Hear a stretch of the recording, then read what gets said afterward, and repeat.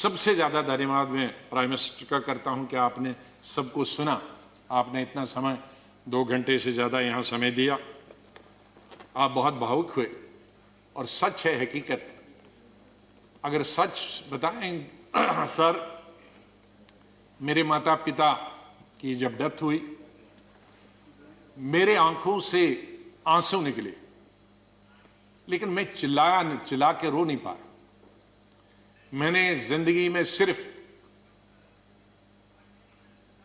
चिल्ला के रोया। और जब रोता है इंसान तो वो कोई चिल्ला के रोने के लिए तो आपको आर्टिफिशियल होने की जरूरत नहीं। वो थी पहली संजय गांधी की मौत, इंदिरा गांधी की मौत, राजीव गांधी की मौत, अलग अलग जगह थी, क्योंकि तीनों मौतें अचानक हो गई थी। शायद अगर नेचुरल मौत होती तो वो चीख नहीं निकलती। और चौथी थी जब सुपर सुनामी आ गया था उड़ीसा में 99। मैं हॉस्पिटल गया अपने पिताजी को दिखाने के लिए और उन्होंने कहा कि इनको गैलेपिंग कैंसर है। मुझे तब तक ये गैलेपिंग कैंसर का नहीं, कैंसर मालूम, गैलेपिंग। तो मैंने पूछा इसका क्या मतलब हुआ, कि ज्योग्राफिकल रेशो से बढ़ता है, 2 का 4, 4 का 8, 8 का 16, 16 का 64, जो बढ़ जाता है। और इसकी अपर लिमिट है 21 दिन। तो 21 दिन आप कहीं मत जाओ। दोपहर को मैं ये लेके आया और सुबह हमने प्रोग्राम बनाया कहीं जाने का, इनको घुमाएंगे। मिसेस गांधी का शाम को फोन आया कि वहां साइक्लोन है, कोई दूसरे जनरल सेक्रेटरी हैं वो जाना नहीं चाहते और तुम ही जा सकते हो। अब मैं उनको कहता कि मैं अगर मेरे डॉक्टर ने ये कहा है तो कहेंगी बहाना कर रहा। तो मैं अपने पिताजी को छोड़कर मैंने कहा 2 दिन में वापस आऊंगा। गुजरात के, ये उड़ीसा के लोगों के लिए एक नई बात कहता हूं, क्योंकि इसका लुल्लू इसका गवाह था, वो इस दुनिया में नहीं रहा। हमारे कांग्रेस का यंग लीडर था, यूं बहुत हाउस होल्ड नेम है आज भी। उड़ीसा जब एयरपोर्ट पे पहुंचा तो 1000 आदमी था, लड़के। तो कहा सर पैदल चलना है, क्योंकि सारे पेड़ जो हैं, शहर पानी में है और सारे पेड़ सड़कों पर है, तो ये 10-12 किलोमीटर पैदल चलना। चले हम।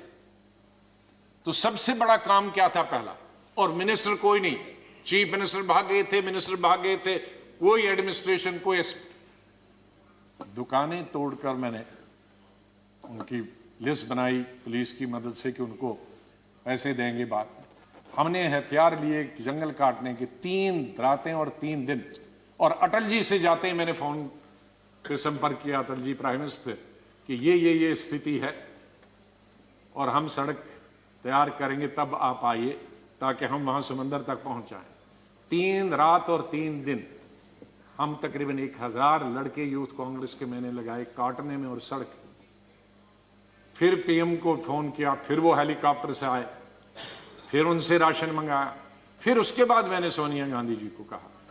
तो और वहां मैं रोया जब मैंने लाशें देखी, सैकड़ों लाशें तैर रही थी जब हम समंदर के किनारे तक पहुंचे।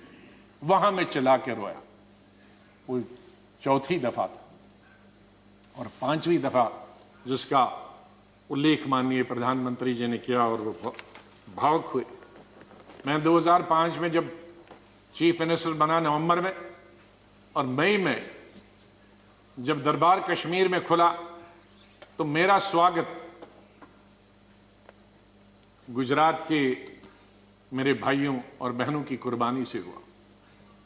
मैं अभी 2 ही दिन पहले पहुंचा था, तो वहां स्वागत करने का मिलिटेंट का यही तरीका था कि आप हत्या करो गरीबों की तो वही स्वागत होता। उसका मतलब था कि हम हैं, इस गलतफहमी में न रहना। निषाद बाग जो कि राजभवन के साथ, वहां बस से उस पर लिखा था गुजरात की बस, उसमें हमारे तकरीबन 40-50 गुजरात के हमारे भाई बहनें टूरिस्ट, उस पे उन्होंने ग्रेनेड लगाया और मेरे ख्याल में दर्जन से ज्यादा लोग वहीं हताहत हो गए और कई जख्मी हो गए। मैं फौरन तुरंत जगह पे पहुंचा, लेकिन तब तक पुलिस ने वो हटा दिया था।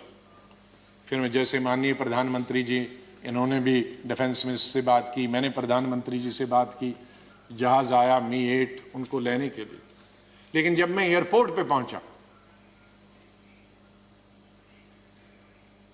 तो जाहिर है सिक्योरिटी वाले कहते हैं कि सीएम आ रहे हैं, सीएम आ रहे हैं। तो एयरपोर्ट पे ये सब जाने के लिए तैयार थे। हमारे जख्मी भाई, छोटे छोटे बच्चे। तो जब मैं एयरपोर्ट पे पहुंचा तो इन बच्चों ने, जिसका किसी का पिता मर गया था, किसी की मां मर गई थी, वो रोते रोते मेरे टांगों से जब लिपट गए तो मैं जोर से, मेरी आवाजें निकल गई, ये खुदा ये क्या तुमने किया। मैं कैसे जवाब दूं इन बच्चों को, मैं कैसे जवाब दूं उन बहनों को जो यहां तफरी के लिए आए थे, सैर के लिए आए थे, और आज मैं लाशें लेकर इनके हवाले कर रहा हूं उनके माता पिता की। तो ये भावुक होने की जरूरी बात है। आज हम ये अल्लाह से, भगवान से यही दुआ करते हैं कि इस देश से मिलिटेंसी खत्म हो जाए, इस देश से आतंकवाद खत्म हो जाए।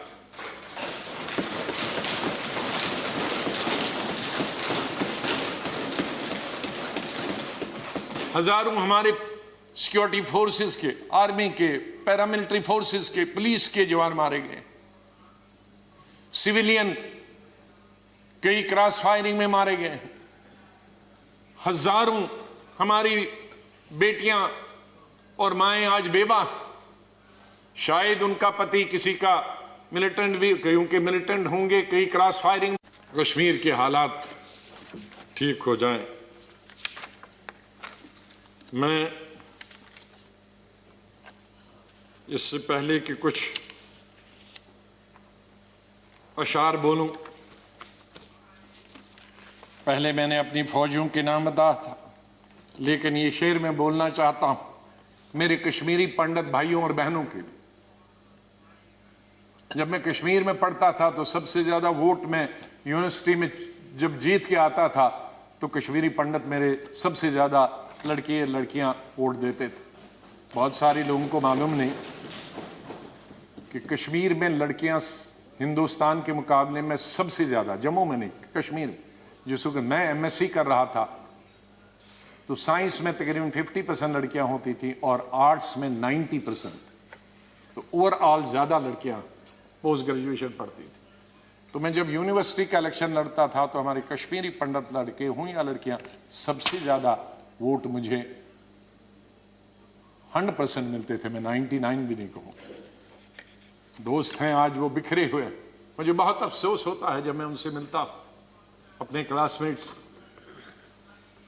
ये उन कश्मीरी मेरे भाई पंडितों के नाम जिनके जो घर से बेघर हो गए, उन कश्मीरी बेवाओं के जो बेवाएं हुई हैं और बच्चे हुए और जो वहां से बिछड़ गए, उनके लिए शेर अर्ज करता हूं। गुजर गया, और ये हमारा जो आज मुद्दत खत्म हुई इसके लिए भी कह सकता हूं, गुजर गया वो जो छोटा सा एक फसाना था, गुजर गया वो जो छोटा सा एक फसाना था। फूल थे, चमन था, आशियाना था। गुजर गया वो जो छोटा सा एक फसाना था, फूल थे, चमन थे, था, आशियाना था। न पूछ उजड़े नशे मन की दास्ता, घोंसला उजड़ गया। न पूछ उजड़े नशे मन की दास्ता, न पूछ थे 4 तिनके मगर नाम आशियाना तो था। तो हम उस आशियाने को, आप दोनों यहां बैठे हैं, उसको फिर आशियाना बनाए जो इस वक्त उजड़ा हुआ है। उसके लिए हम सबको प्रयास करना। और मुझे, जैसे मैंने बताया, बहुत काम कर चुके हैं, सेवा कर चुके हैं आशीर्वाद सबका मिला है। मैं यही कहूंगा, दिल ना उम्मीद तो नहीं नाकाम ही तो है, दिल ना उम्मीद तो नहीं नाकाम ही तो है, लंबी है गम की शाम शाम ही तो है। कितनी लंबी होगी, सवेरा तो आई, विंटर में जरा लंबी होती है, तो लंबी है गम की शाम मगर शाम ही तो है, सवेरा तो फिर आ जाएगा। और आखिर में ये कहूंगा, चाहे हम याद यहां ना होंगे, लेकिन फिर उसके लिए कहूंगा,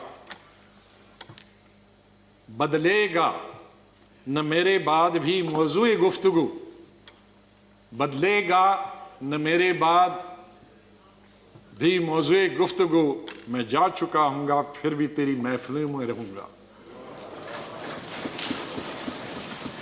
माननीय चेयरमैन साहब, मैं आपका बहुत बहुत धन्यवाद करता हूं।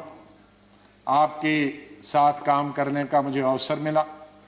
आप जब पार्टी के अध्यक्ष थे तब भी हमारी मुलाकात होती थी, जब आप मंत्री बने तब भी बात होती थी, जब यहाँ चेयरमैन बनने से, वाइस प्रेसिडेंट आप बनने से पहले आप पार्लियामेंट्री अफेयर्स मिनिस्टर थे और मैं एलओपी था, तब भी हमारे संपर्क है। लेकिन जिस तरह का आशीर्वाद, जिस तरह का प्रेम, जिस तरह का प्यार आपका चेयरमैन के तौर पे मिला और वो जो गाइडेंस मिली, उसके लिए मैं हमेशा ऋणी रहूंगा, धन्यवाद करता हूं उसके लिए, और आपके स्नेह और प्यार के लिए मैं हमेशा धन्यवाद करता हूं। माननीय जी, कई दफा टोका टोकी हुई और आपने कभी बुरा नहीं माना। एलओपी के वक्त में बड़ी बड़ी लंबी स्पीचें आपकी हुई, मेरी हुई, खास करके राष्ट्रपति के अभिभाषण पर। उसमें लंबी तकरीर होती थी, कभी हम कुछ एलओपी की जिम्मेदारी करते थे, लेकिन आपने व्यक्तिगत तौर पर उसे कभी अपने खिलाफ नहीं लिया। हमेशा भी आपने पर्सनल कॉन्टेक्स्ट को और पार्टी की जो जिम्मेदारी है उसको दूर रखा। कभी ईद हो, दिवाली हो, बर्थडे हो, उसमें बराबर आपने कभी भी कमी नहीं की फोन करने की। सबसे पहले या तो मेरे पार्टी प्रेसिडेंट का आता था या आपका आता था। दो आदमियों का तो अनिवार्य, हमारे प्रधानमंत्री और कांग्रेस प्रेसिडेंट मिसेस गांधी। और आपने हमेशा बताया कि कभी अपनी स्टेट के बारे में हो और कोई काम हो तो मुझे आप कभी भी बताना। मुझे याद है जब मैं राज्यसभा इलेक्शन लड़ने गया तो आपने कुछ कहा कि भाई आपको कुछ जरूरत है, मेरे का वो तो लड़ाई है, आपका कैंडिडेट है, मैं कैंडिडेट हूं, उसमें आप कुछ नहीं कर सकते। तो ये एक पर्सनल टच जो होता, आदमी भावुक हो जाता, आदमी सेंटिमेंटल हो जाता, आदमी इमोशनल होता। और मेरे संपर्क तो विपक्ष के साथ आज से नहीं, जब पहली दफा मैं एमओएस बना था तब से लेकर आज तक, क्योंकि हम मिलके ही देश को चला सकते हैं। लड़ाई करके, गालियां देकर नहीं, हम अपनी बात अपने भाषणों के जरिए कर सकते हैं। मैं आपका बहुत धन्यवाद करता हूं। मैं माननीय डिप्टी चेयरमैन साहब, मेरे यहाँ हम बेंचमेट रहे, वो हमेशा मुझे याद रहेगा। बहुत सिंपल आदमी है, स्ट्रेट फॉरवर्ड है। कभी कभी हम नाराज होते हैं स्ट्रेट फॉरवर्ड, लेकिन स्ट्रेट फॉरवर्ड हमेशा वो लोग नाराज होते हैं। और शरद पवार जी से लेकर और यादव जी से लेकर और सब लोग हमारे लीडरों का तो मैं बहुत ही धन्यवाद, सब लेफ्ट राइट एंड सेंटर, नाम क्यों कि कुछ लूंगा तो बहुत सारे हमारे साथी नाराज होंगे। तो चेयरमैन साहब से लेकर और प्रधानमंत्री जी से लेकर, मैं सेक्रेटरी जनरल साहब का कैसे और सेक्रेटरीट का कैसे धन्यवाद कर सकता हूं, मुश्किल है करना, क्योंकि इनका सहयोग मिला बहुत हमेशा, हर वक्त। जब भी हमने कुछ चाहा इंफॉर्मेशन पार्लियामेंट की या कोऑर्डिनेशन के बारे में आप तक पहुंचने की बात की, तो सेक्रेटरी जनरल साहब ने और सेक्रेटरीट ने हमने हमेशा हमारी मदद की है। और आखिर इस शेर से मैं आपसे विदाई लेता हूं, और इंशाल्लाह हम मिलते रहेंगे, चाहे यहाँ नहीं मिले लेकिन आगे एक दूसरे के पास आ जा सकते हैं। नहीं आएगी, मैं आप लोगों से बोल, नहीं आएगी याद तो बरसों नहीं आएगी, मगर जब याद आओगे तो बहुत याद आओगे। धन्यवाद गुलाम नबी जी।